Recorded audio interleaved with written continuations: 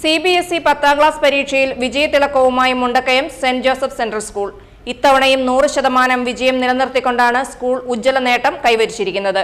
2025-26 അധ്യയന വർഷത്തിലെ 10ാം ക്ലാസ് പരീക്ഷയിൽ പരീക്ഷ എഴുതിയ 73 വിദ്യാർത്ഥികളും മികച്ച വിജയം സ്വന്തമാക്കി.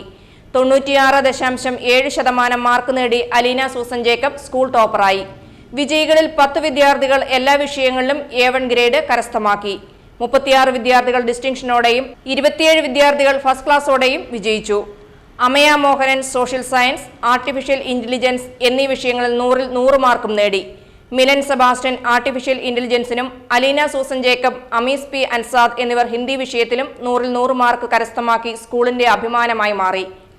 മികച്ച വിജയം കരസ്ഥമാക്കിയ വിദ്യാർത്ഥികളെ school manager father Mathai Mannoor Vadakkethil, principal father Thomas Nalannadiyil, അധ്യാപകർ എന്നിവർ അഭിനന്ദിച്ചു. വിദ്യാർത്ഥികളുടെയും അധ്യാപകരുടെയും കഠിനാധ്വാനത്തിന് ലഭിച്ച അംഗീകാരമാണ് ഈ വലിയ വിജയമെന്ന് മാനേജ്മെന്റ് അറിയിച്ചു.